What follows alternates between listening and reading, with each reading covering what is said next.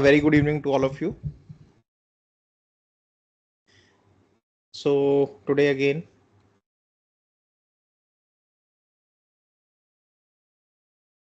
we have come here to discuss the next aphorisms of the Organon. So we have done till 120 aphorism, and we are in the aphorisms of provings. Again, like I always say that there are certain guidelines regarding the different processes of the homeopathy.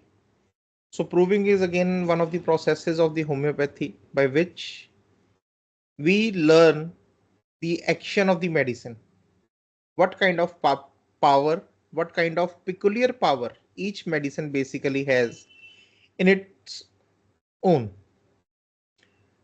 So that is a very important part of the homeopathic practice, understanding the materia medica, understanding the power of the medicine, understanding the pathogenetic powers of the medicines. Because until and unless we don't know that, we cannot apply that knowledge to cure the patients. So today we'll start from 121. 121.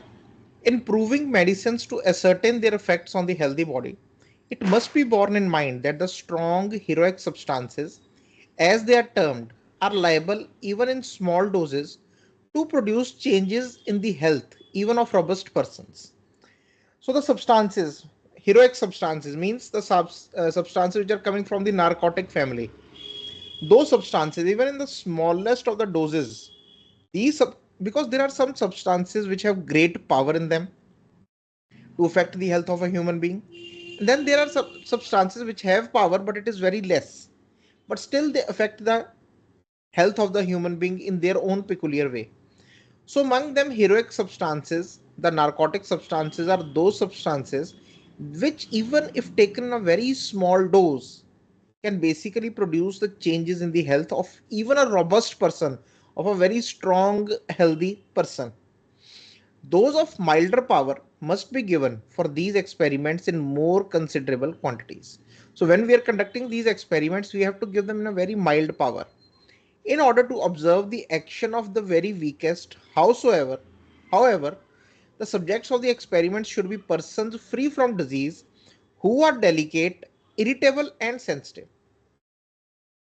But to see the action of these substances or any other substance also, the prover, the experimenter on which the experiment is being held, he should be basically a very delicate person, irritable and sensitive. Like we were talking last time about the susceptibility of the person. So when we are sensitive, we are susceptible also. We are strongly susceptible. The more a person is sensitive, the more strongly susceptible he is. So when a person is having that kind of susceptibility, he becomes a very uh, important person for the proving, because even the substances which have very weak this medicinal powers, like we talked about the idiosyncrasy, even these people, they can give strong good symptoms of those very small powered medicinal substances.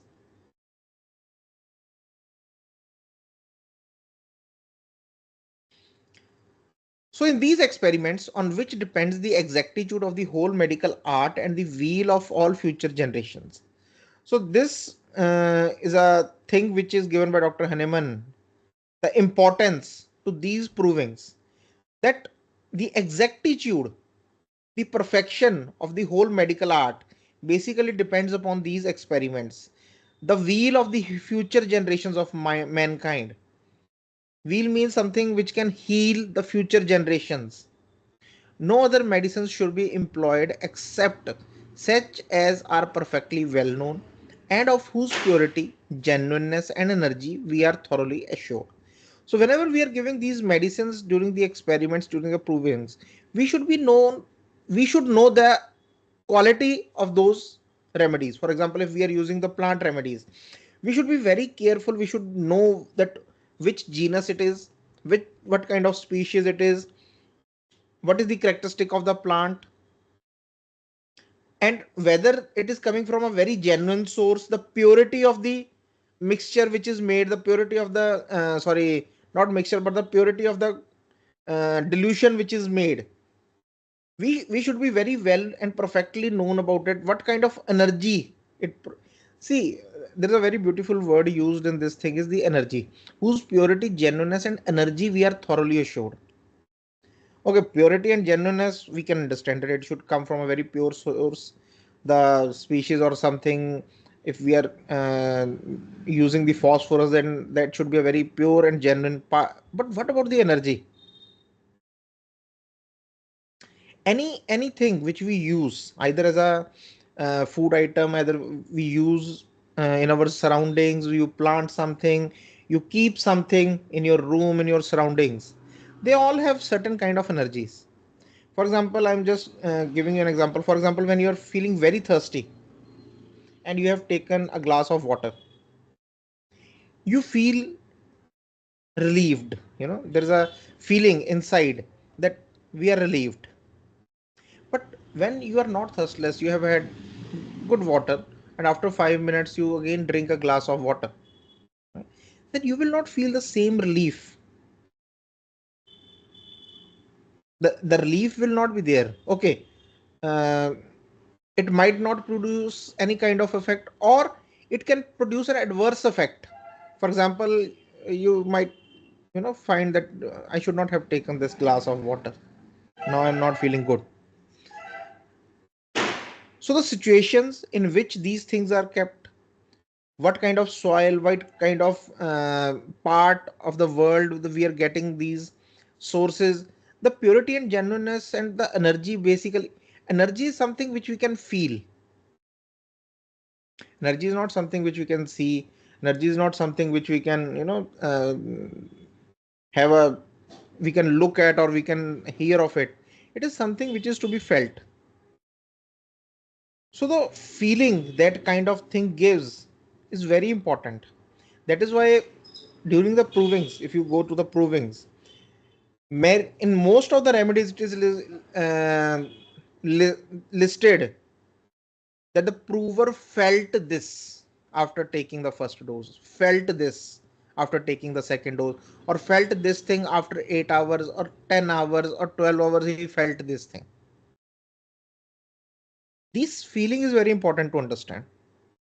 Even while going through the materia medica, the remedies, even in our patients, these feelings are very important.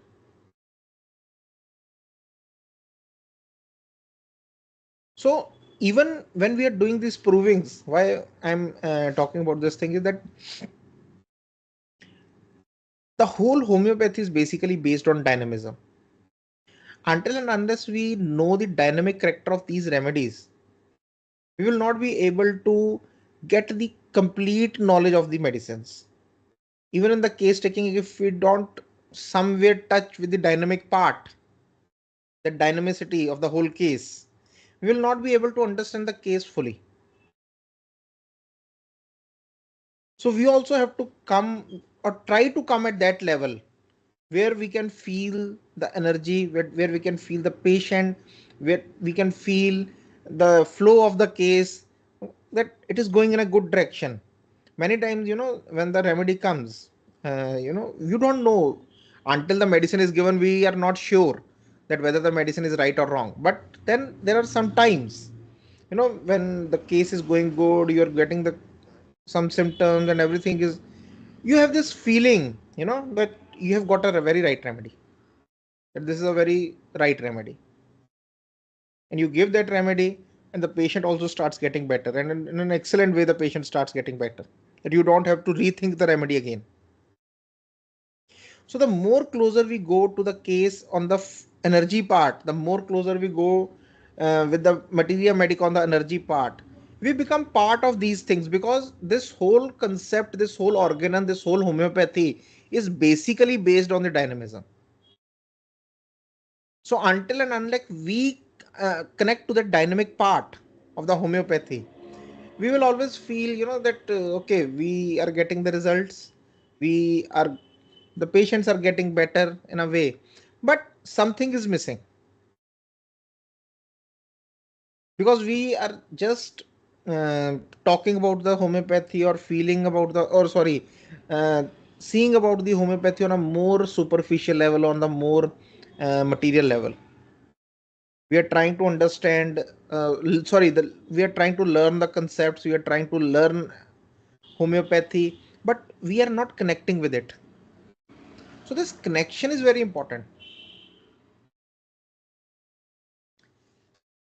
So 123, each of these medicines must be taken in a perfectly simple, unadulterated form. So all the medicines which we are going to prove, which we are going to experiment with, they should be taken in simple forms and unadulterated forms. The indigenous plants in the form of freshly fruit expressed juice. If there is some indigenous plant, indigenous means we can have it freshly from our garden or from the market or from somewhere, we can have it freshly because it belongs to that part where you are proving it. So you can just get the freshly expressed juice, you can crush it, get the juice, mix it with little alcohol to prevent it from spoiling. Then the exotic vegetables, exotic means which are not indigenous, which are coming from the outside, from long parts, it takes 2, 3, 4, 5 days that they reach to you. Those exotic vegetable substances, however, in the form of powder or tincture prepared with alcohol, when they were in the fresh state and afterwards mingled with a certain proportion of water. So when you get it, whatever the state there, you basically try to make the powder of it or tincture with the alcohol, and afterwards we can mix it with some proportion of the water and then take it. Salts and gums, however, should be dissolved in water just before being taken. So if you are going to experiment on some certain salts like natrum mure or some kind of gums, then just before taking, we have to dissolve it in the water. If the plant can only be procured in its dry state, and if its powers are naturally weak, in that case there may be used for the experiment an infusion of it made by cutting the herb into small pieces and pouring boiling water on it. So if the plant cannot be get in a very fresh state, we can only get it in a dry state, and the power, because there will come the aphorisms ahead after I think 240 or 250, where the whole process of how to extract the medicinal power is again given. These are just basic guidelines. So he there Dr. Henneman will describe it in a more uh, detailed way, but I will just give a few this thing to the insight into this thing, that when it is in a dry state, because it is said that the more freshness is there in some vegetables or the plants remedy, the more power can be extracted. But still, if there is a dried vegetable which we have and we want to experiment on it, then we can extract the power of that by cutting it into small pieces, but not boiling it. Dr. Hanuman very clearly he will tell at that point that if when you boil the vegetable, the medicinal properties are gone. So not boiling it, but pouring a little boiled water on it, okay, so as to extract its medicinal parts. Immediately after its preparation, it must be swallowed whilst still warm. So immediately you have prepared it, we have to swallow it while it is warm. Don't wait it for getting cold. Again, the medicinal properties will be vanished. As all expressed vegetable juices and all aqueous infusions of herbs without the addition of spirit pass rapidly into fermentation and decomposition. Because if you don't add the alcohol part to it, you don't add the spirit to these vegetable juices or the infusions of the herbs, they very rapidly go into fermentation and decompositions, whereby all their medicinal properties are lost. That is why when you fry the onion or you boil the onion in a soup, that the taste of the onion is gone. The same effect which the raw onion can produce on a human being, bring out the tears and the coryza and this thing, when you boil it or you fry it, that power is gone. For these experiments, every medicinal substance must be employed quite alone and perfectly pure. So when we are going through these experiments, Whatever we are experimenting on, it should be employed alone, not with anything else. For example, you are doing something with the phosphorus, you are experimenting with the phosphorus, then the phosphorus should be employed in a purely perfect form.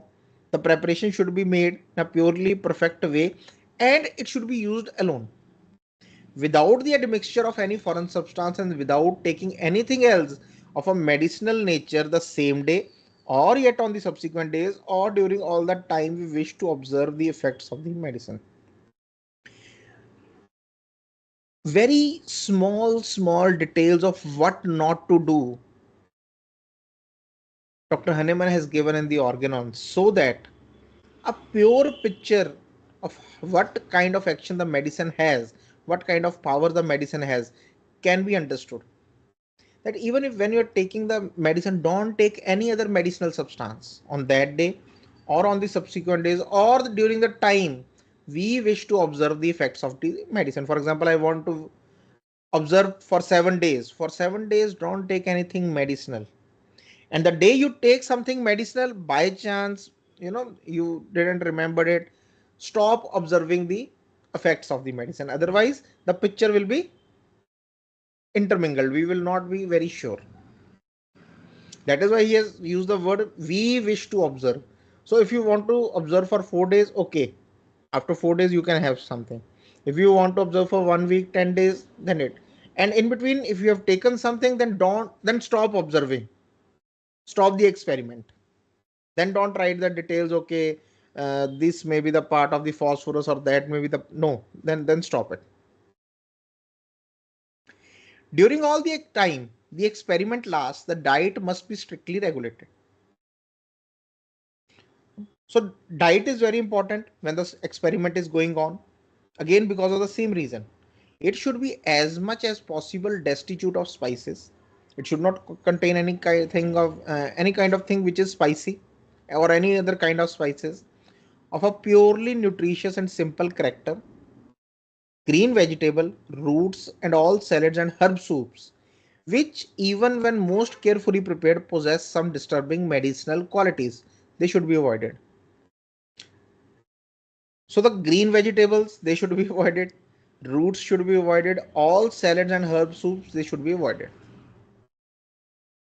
The drinks are to be those usually partaken of as little stimulating as possible. And even in drinking, take those drinks which are not stimulating at all. First footnote to Aphorism 125. Young green peas, green French beans, and in all cases carrots are allowable as the least medicinal vegetable. So he has also given that what you can have at that time. So young green peas, French beans, and carrots. These are basically have the least, even these things Dr. Hahnemann has said that they have medicinal properties, but they're the least. They don't disturb the action of a more stronger force. So these can be taken. The subject of experiment must either be not in the habit of taking pure wine, brandy, coffee, or tea, or he must have totally abstained for the considerable time previously from the use of these injurious beverages. So, first of all, we have to find a subject who is not in a habit of taking some wine, brandy, alcohol, coffee, or tea. But if someone is taking these things and he is adamant that I want to go into the experiment, then he should be abstained for a considerable time. Why? Because, for example, you drink tea. In India, we drink tea. In Thailand also, we have teas of different kinds. For example, there is someone who is in a habit of taking tea like in the morning or in the evening or 2 times a day. For he starts experiment today and say, okay, I will not take tea today, and he takes the medicine. So now all these things, when we are in a habit of taking something, they have their withdrawal symptoms. Even the tea or coffee, if you don't have for 1 day, 2 day, 3 days, there will be some moderately intensified symptoms and something in the mood, something in the body. Many times the people who stop drink a lot of tea and they stop suddenly, they tend to have this problem with the bowels, the constipation happens, uh, they feel lethargic, there is a weakness in the body, sometimes the headaches comes in. So if you take the medicine on the same day and these withdrawal symptoms come, then again we will be confusion. There will be confusion whether this is because of the withdrawal of that thing which the person was taking, or it is because of the medicine. So it is better that he must have totally abstained for a considerable time. Okay, considerable time. For example, if he has stopped tea for 10 days, 15 days, and all the withdrawal symptoms have come and gone, then he is ready for the experiment. Previously, from the use of these injurious beverages, some of which are stimulating, others medicinal. Some of these things can be stimulating, it stimulates the nervous system, it stimulates the body, or other can have the medicinal effect. So all those effects, until they wean off from the person's body, he is not an idle subject to conduct this experiment.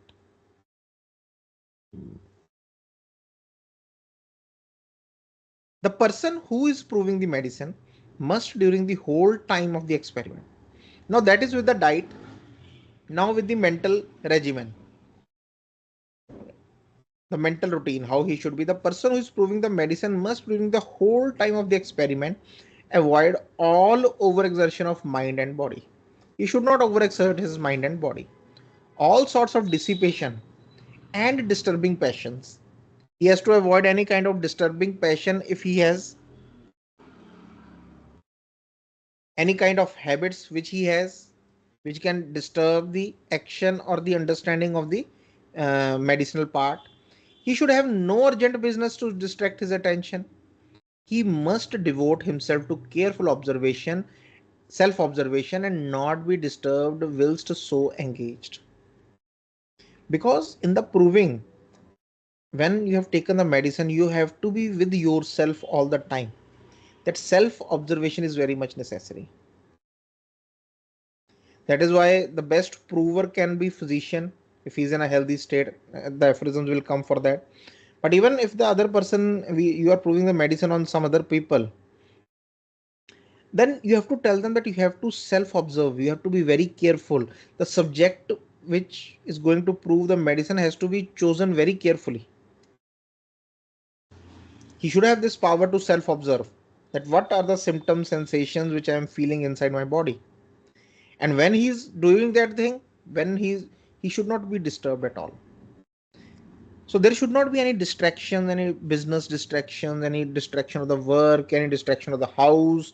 So because if you're distracted, you cannot self observe. His body must be in what is for him a good state of health, and he must possess a sufficient amount of intelligence to be able to express and describe his sensations in accurate terms. And he must also possess a good intelligence so that he can describe what he is feeling, he can describe his symptoms. The medicines must be tested on both males and females in order also to reveal the alterations of health they produce in the sexual sphere. So the males and females, they both should be the subject of proving, because we have to understand the symptoms which are being produced in the reproductive organs, something with the menses, something with the desires, something with the male sexual sphere. So though that can only be done if we are giving the medicine to both males and females.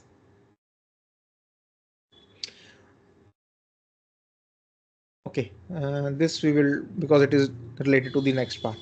So we have to understand that there are certain ground principles to select a prover also, that what kind of prover should be there. The prover should be in a state of health, he should be in a state of strong, not very strong, but okay, good intellect, so that he can understand what we are trying to do, and who can devote himself, you know. So if I talk about the modern times, because uh, I'm going to give a lecture in a conference in Brazil. online lecture about homeopathy in modern times, that how we have to accommodate to use or to give homeopathy according to the modern times, as modern times, sorry. So to find such a person in modern time is, I think it is very difficult. So okay, it is not that we that should stop us from proving. We have to do what is best. We have to find what is best. People are doing provings, we should also do the provings. But there are these principles of finding a prover, what kind of prover he should be, and how the proving is to be done, to understand what kind of powers or what kind of symptom. Because in proving it is, like I was talking last time also, that in proving the whole process is happening in front of your eyes. The patient is telling his feeling, the symptoms are appearing, the pains are coming, the patient is narrating the pains in his own language. Right now we are translating, when we are studying in the materia medica, stitching pain. That stitching is an English word. That word will never be used in my language. If I'm living in Punjab, people are speaking Punjabi or Hindi, they will never use the word stitching. In Thailand, the patient will never use the word stitching. It has to be something else. In Brazil and Portuguese, the people, they will not use the word stitching. It has to be something in their language which they are speaking. So a homeopath has to be a translator also. He has to see that, okay, what kind of word from the English fits the word from the Hindi or the Punjabi, and where it is in the materia medica. So homeopath has many roles, many things he has to be. And for what? So that we can cure the patient. That is why Dr. Hahnemann has said that it is a very laborious work. The provings were done in German language, then translated to English, then we are understanding the English, and then we are trying to find it in our local language. So a lot of labor which we have to put into understanding the materia medica, understanding the patient, understanding the remedy which we have to give. And it is a good thing. It is a good thing, because once you start understanding that you have to, once you accept this part of homeopathy, that it is a laborious task and I will do it, then you have overcome a major obstacle in yourself, or in ourselves. We have overcome a major obstacle, that I am okay, ready to do the hard work for this thing. I am ready to do it. So once you have overcome this obstacle, because the major obstacle is that the mind and the body, we have been trained in a way. It is not our basic or innate character, but we have been trained in a way to do more things in less time, to do things very quickly. Now, the results should come very quickly. The first time that when the patient comes, he asks that, okay, how long do I have to take the medicine? Because he wants to get relief very quickly. Then there is a pressure on the physician to give a medicine very quickly, because he has to attend many patients. So this thing, to do things quickly, to this produces a kind of hurriedness in us, an anxiety in us, that we do some things which should not be done in the practice of homeopathy. We try to give medicine on one single symptom. Okay, the first impression, give this remedy. Those things come, but they should come with experience. I don't say that those things don't come, but they come with experience. I always tell the new students or the new people that you don't take, because when a person has seen someone for 5 minutes or talked with someone for 5 minutes and he has written a remedy, he has not given the remedy only on those parts which has seen. He has analyzed a lot of things, at least 100 things in those 5 minutes, which have come after 15 or 20 years of training.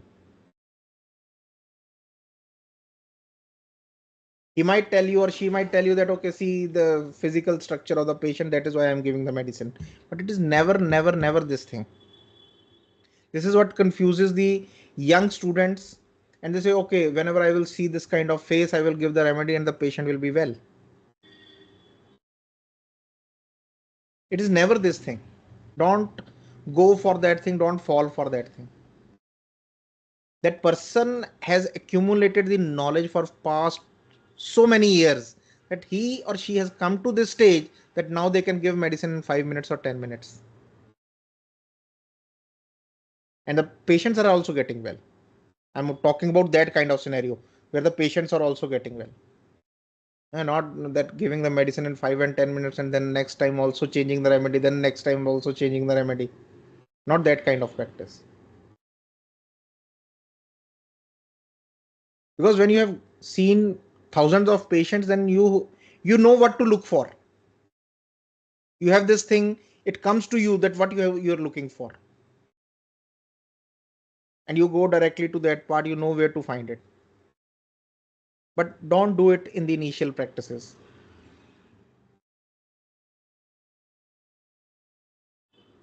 Okay, so try to understand the basics, principles, how we have to go, and keep going, slowly and slowly keep going.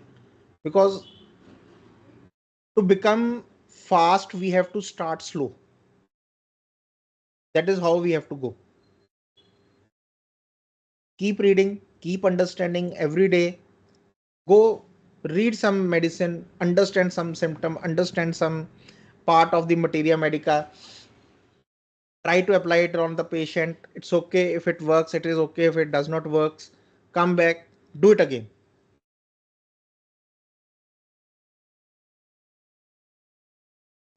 This mistakes in the practice are to be made. The more quickly you make the mistakes, the more quickly you will learn. Okay, so never be afraid of making the mistakes. I think yesterday one of my students, she saw some patient, she gave some remedy to her, and the patient got better, the skin got better, but some other symptoms they got aggravated.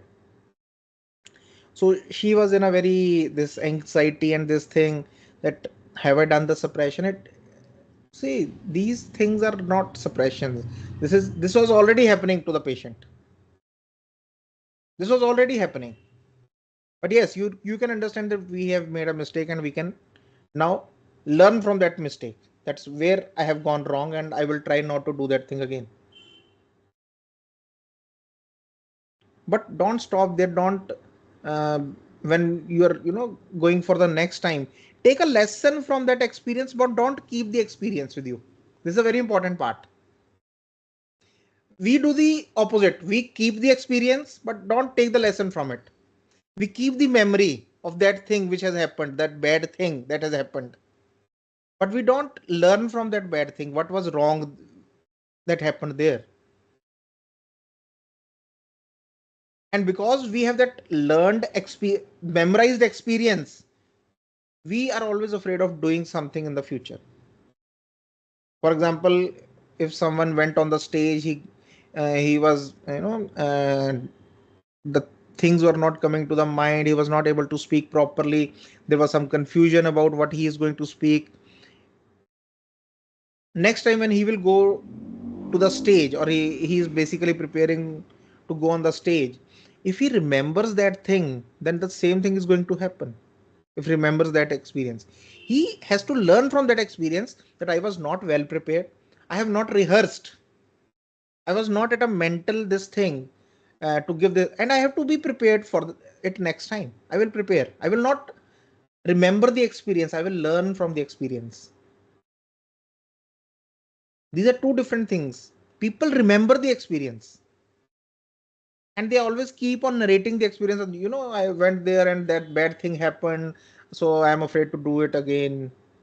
They remember the experience. They didn't learn from it. That memorized part is the biggest mistake which we are doing. Once this thing happened, that is why I don't do that thing again. We have to go into a more deeper thing, that why it happened and how I can make it a learning. Okay, I have given the medicine, the skin symptoms are gone, and the other symptoms have become worse. So what is the learning there? That I have given a medicine which has more sphere of action of skin, and because of that I have given the medicine. I have not seen the other parts. I have not gone through the other parts of the case. The remedy which I have given is more anxious and grieved. The patient is more happy and energetic. This part is not matching in the medicine.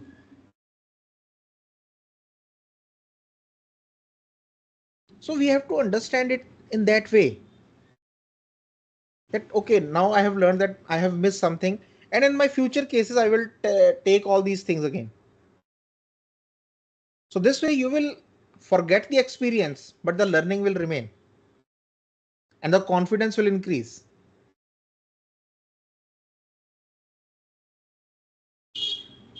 Okay, so don't be these few things which I have told, because past few days I was talking with some students and there were some things which were coming, and I know this is a problem with commonly with all of us. So don't get amazed, try to understand those prescriptions, on small things. When a person is prescribing, don't get amazed by it.